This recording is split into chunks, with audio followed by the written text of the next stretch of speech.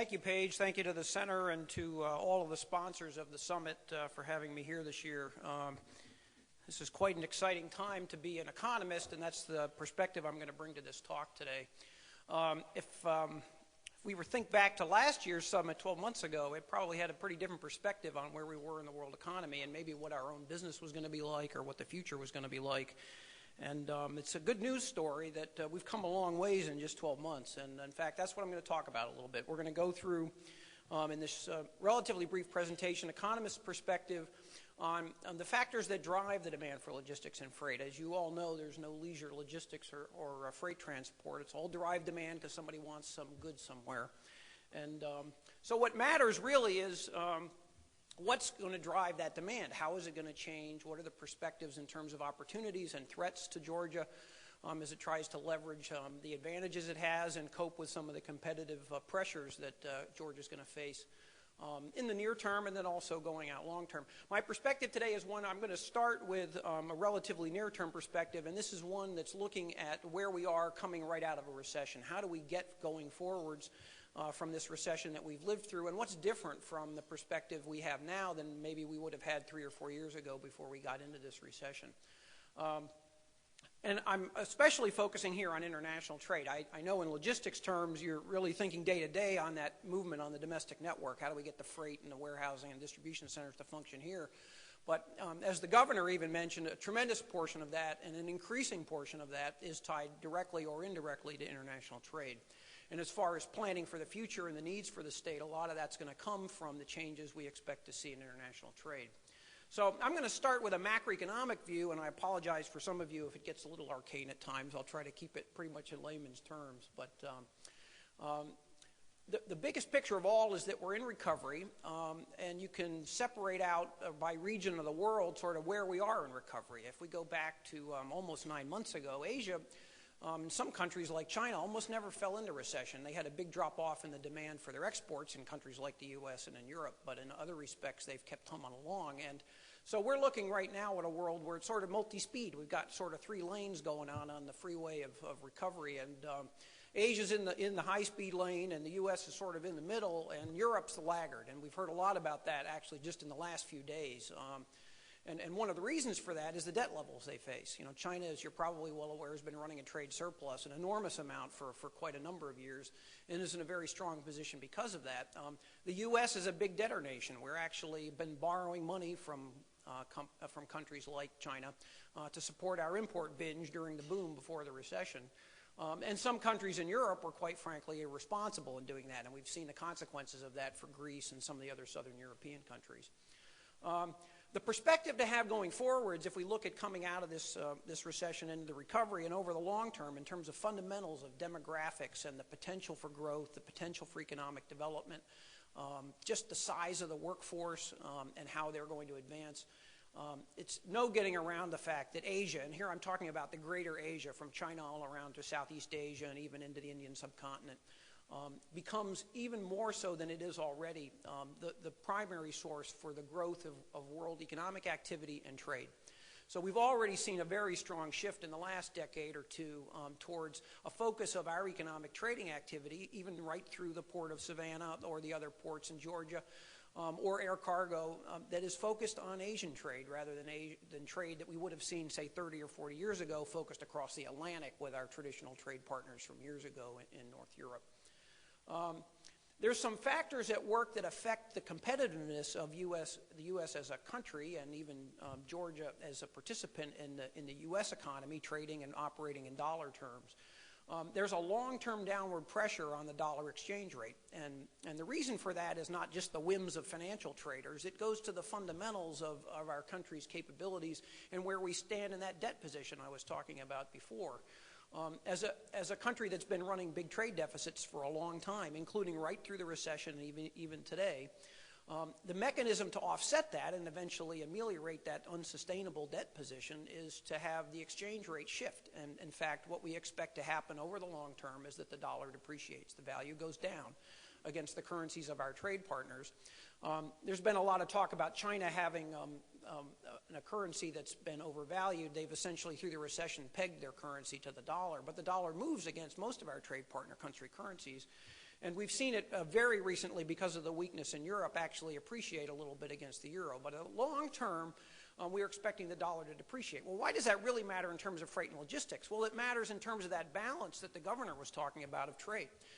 As the dollar weakens, our export competitiveness actually increases, because for the same dollar value, we're able to sell at a lower price in foreign currency terms all around the world.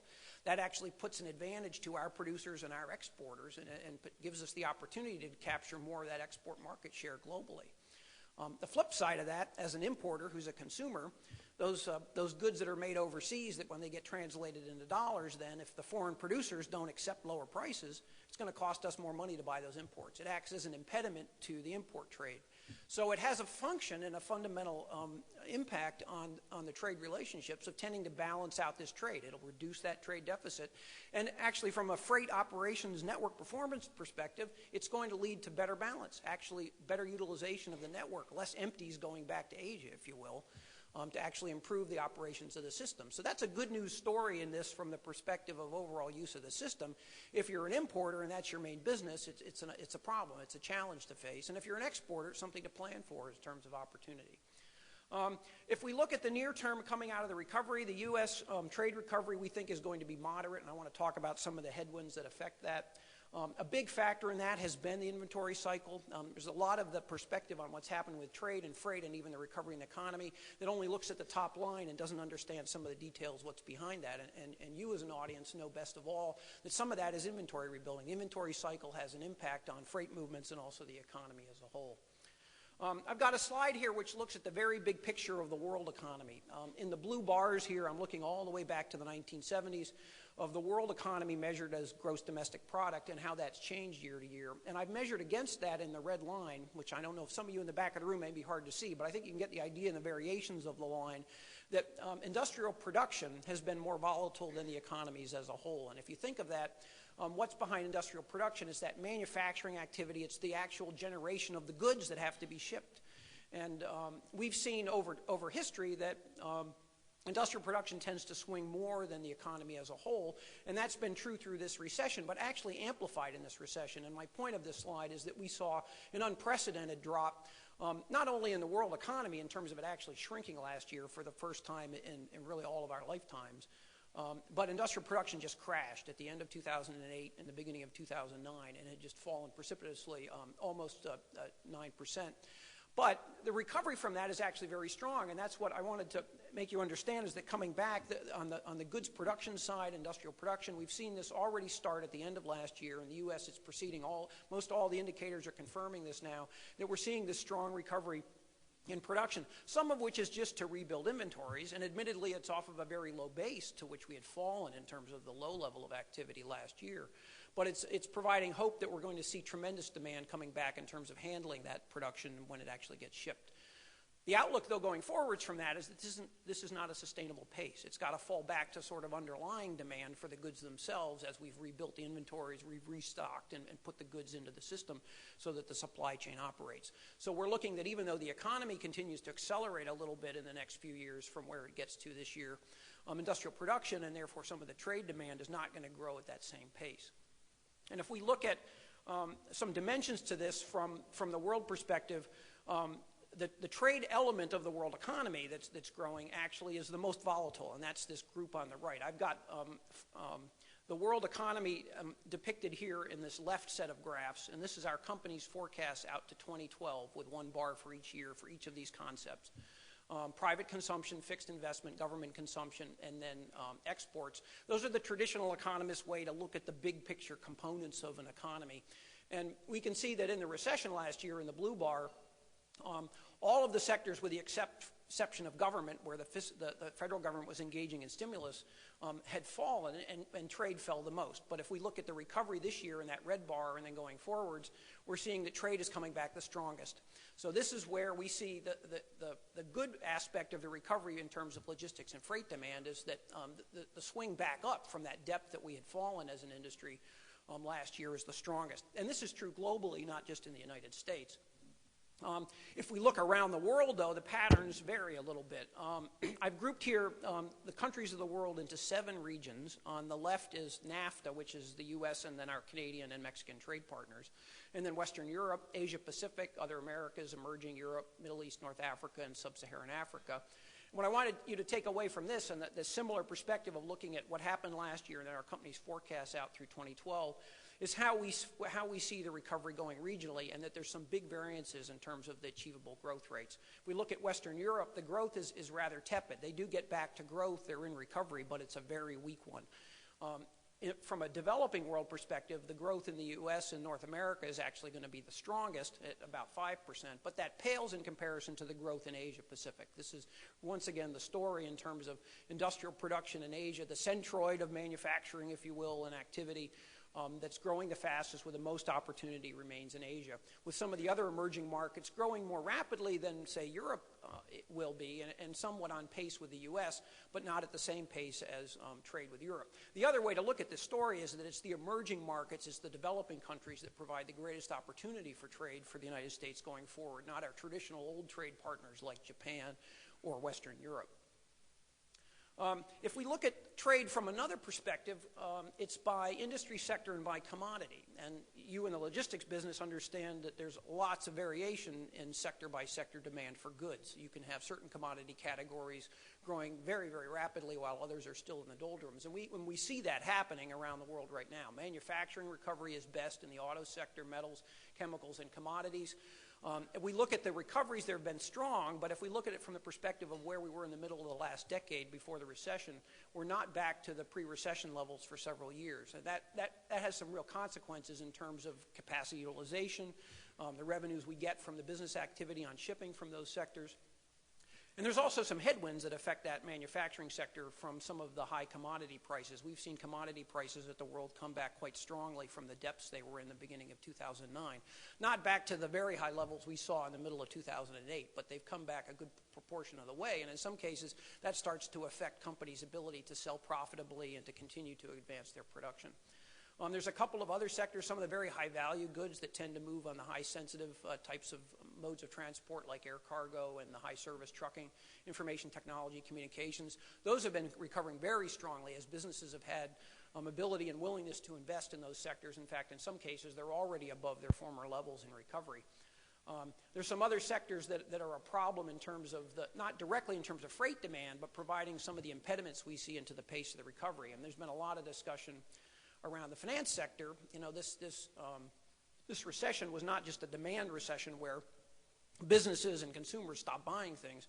It was accelerated and in some ways precipitated by the financial crisis we had at the end of 2008.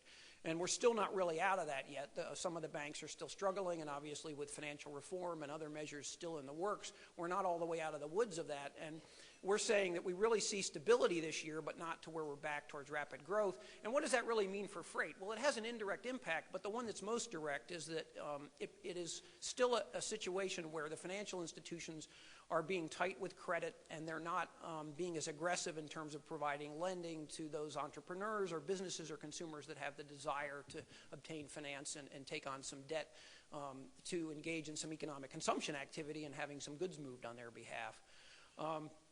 There is a lingering into this year impact of the fiscal stimulus.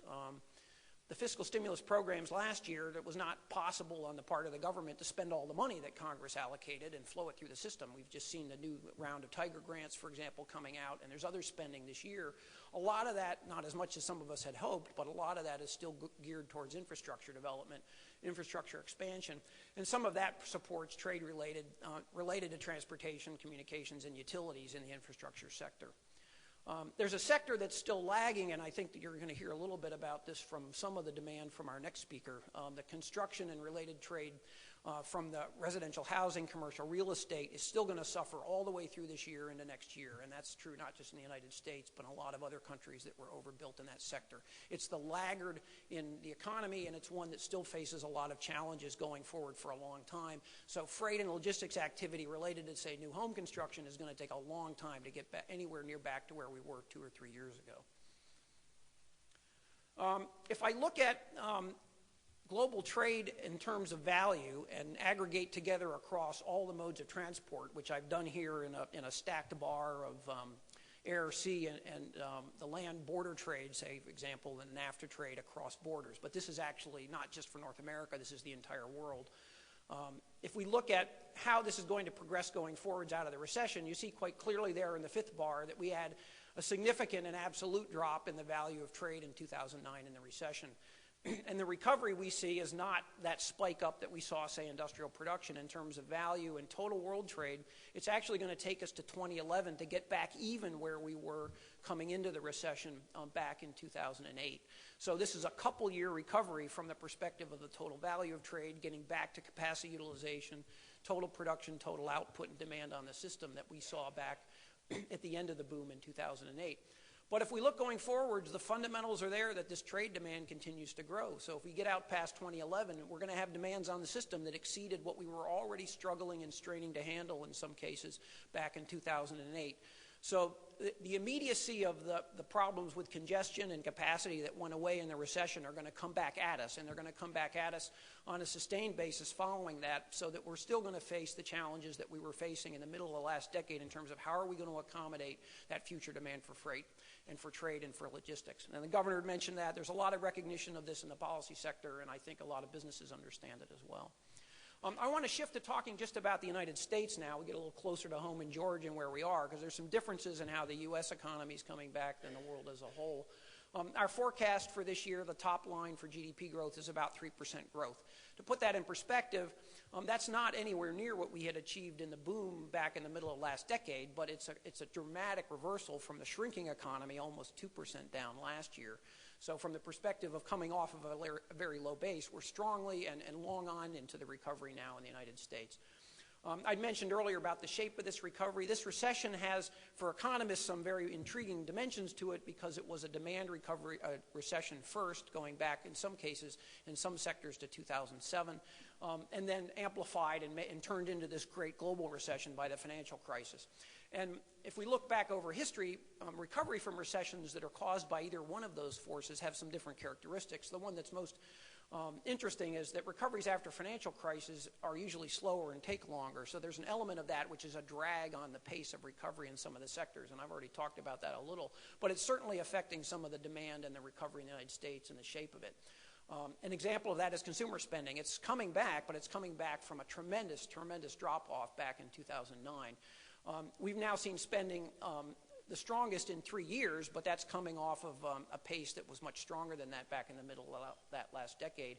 And because of the characteristics, we actually don't see some of the sectoral consumption by households able to ever get back to the pace that when they were funded by home equity loans and some of the other egregious levels of debt assumption activity that households were taking on before we got into the recession.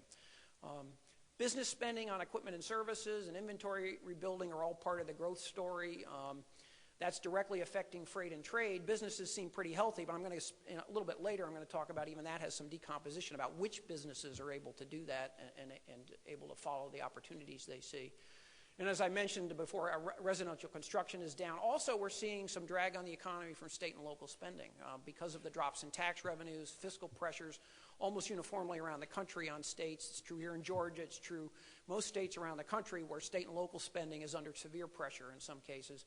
And that's also acts as a drag on some of the economic activity and ultimately demand.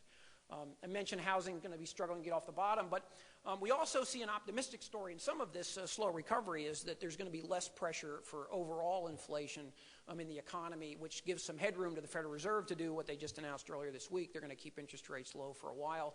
We don't see inflation coming back broadly because of the still excess capacity in the workforce, unfortunately, because of unemployment, and price inflation will probably stay subdued.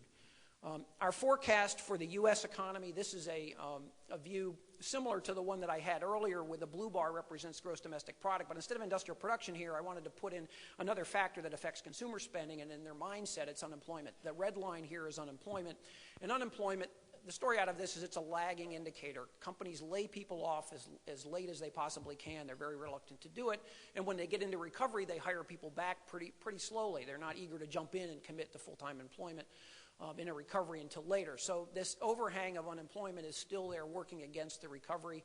It's come down from its peak from last fall, but it's still got a long ways to go, and our forecast is it's going to take us several years. If you look at that, I don't know if you can see it very clearly, but the right axis there, we've still got unemployment around 7% by the end of 2012. So this is a slow recovery in a period of several years, not a jobless recovery. There are jobs getting generated, but it's taking us a long time to get back to the levels of higher employment that we had in the last decade.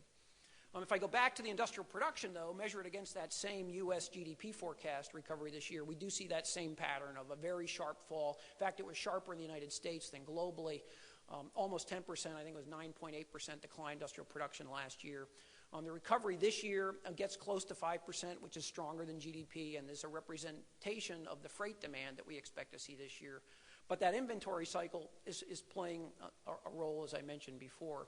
Now, I mentioned there's some decomposition in terms of which businesses are able to be in recovery faster than others. And this is a little bit of a busy graph, but it was a way to depict some of those differences. And I've got 3 separate concepts graphed here just for the last couple of years up until right now in 2010. And that's some indexes from the Institute for Supply Manufacturing. And it's 2 measures of manufacturing and non-manufacturing activity. Those are the 2 lines that show the greatest growth here as we get into 2010. But if you look at that dark red line, it's relatively flat into 2010. That's the National Federation of Independent Businesses. It's essentially a small business metric. And this is a reflection that small business is having a harder time getting traction and getting into the recovery than the larger corporations that have better access to capital and more flexibility in terms of taking advantage of opportunities. This is a reflection of this lingering tightness in the financial system. And this has a direct impact in terms of that characteristics of the shipment recovery and the activity we're seeing in logistics. It's getting tougher for small businesses to get traction and get into recovery and engage in that shipping recovery that the bigger corporations and some of the international trade players are engaged in.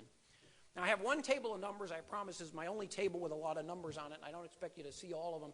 It's our company's forecast of the components of the U.S. economy this year. The top line number of this decline of 2.4% last year, growth of 3% this year, and growth about that next year and a little bit more in 2012. But the main point of this was if you look down the second column of numbers in 2010, the fastest area for growth echoes that earlier slide I had for the world. It's the trade sector, imports and exports, both growing this year at double-digit rates after falling almost double-digit rates last year. So this year, in 2010, from the perspective of the economy, it's trade that's actually growing the fastest of all the other sectors. This is the direct impact of the recovery in our trade partner economies and in the U.S. in terms of that rebound in freight activity. But going forwards, trade doesn't stay at that blistering double-digit pace. We get to a slower pace as we go forwards. It's a single-digit growth, but still growth that substantially exceeds the pace of growth in the overall economy. So the story is we also get back to the situation where trade continues to grow faster than the economy as a whole as a reflection of trade's growing importance and on a sustained basis increasing importance to the economy. If we look at a breakdown of consumer spending, one of the reasons for that tremendous drop-off in freight and trade activity was what the consumers did in the recession with their disposable income. What did they do to actually continue to spend? Well, the thing that they cut probably the least are the services. They've still got to buy things like insurance and make payments on other goods that they consume.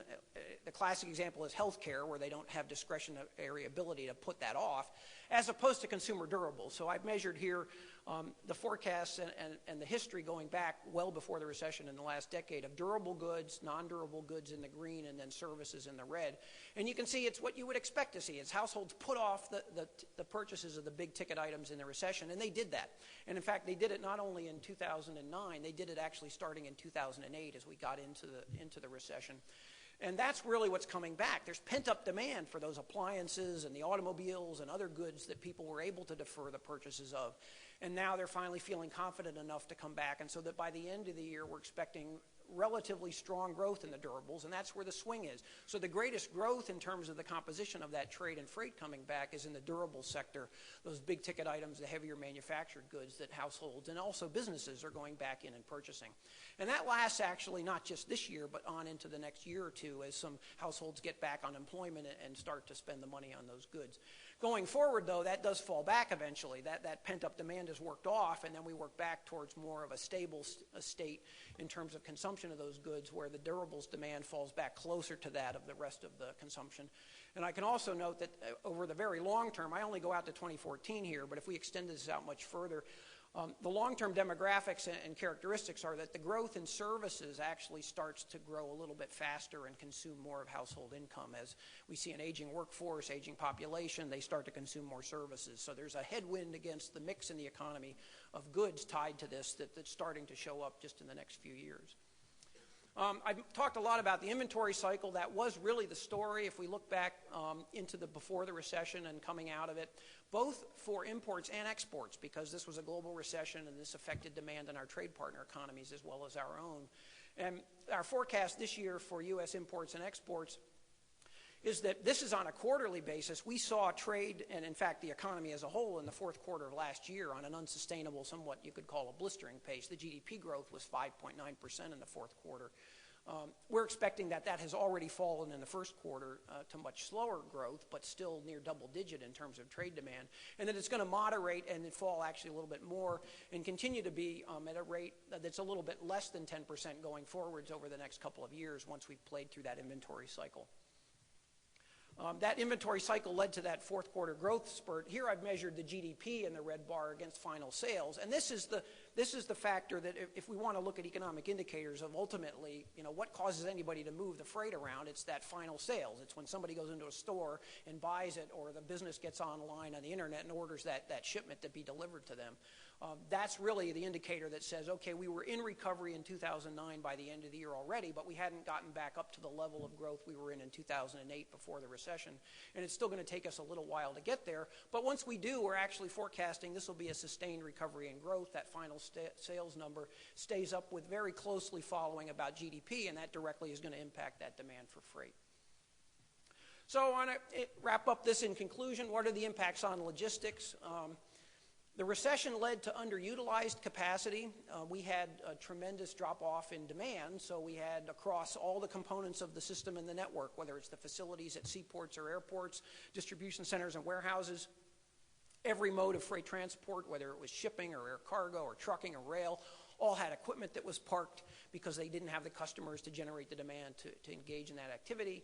And that's coming back on a measured basis by the carriers as they see demand. So the deployed capacity that was reduced, heading into this recovery, we've actually got a lot less ability to carry freight than we had achieved by the peak of the boom before the recession.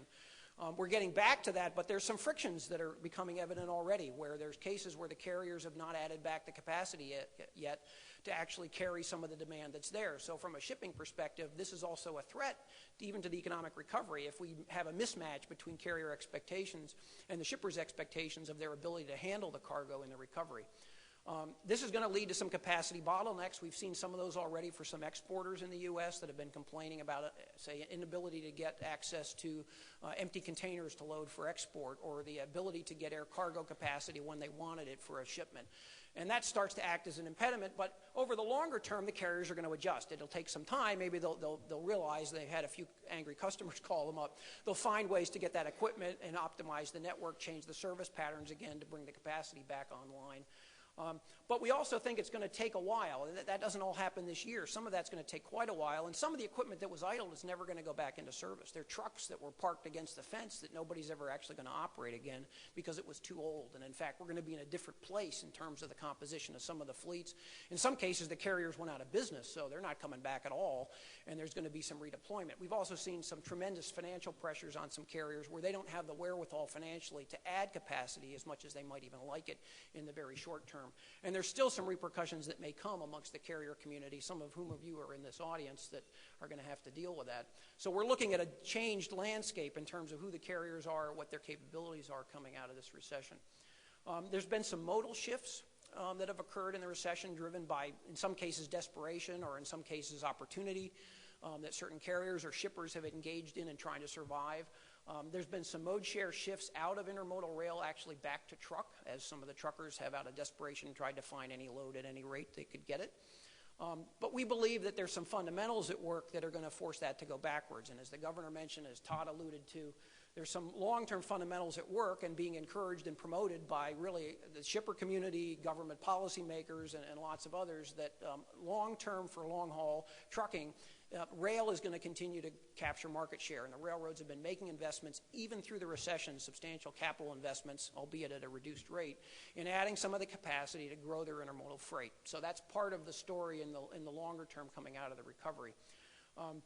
We also expect that intermodal services, not only will they reduce some of the truck activity, they're going to provide some other opportunities in terms of diversion, and that may affect Georgia in terms of its place in the southeast in terms of serving the rest of the country, as obviously we've got some significant rail operations and intermodal railheads here that serve a wider area, wider hinterland. So this is especially important for Georgia. If you think of it as sort of the anchor in this quadrant of the entire country, that provides some real opportunities for Georgia in terms of all the follow-on distribution center logistics activity around that, really building on the strength that's already here.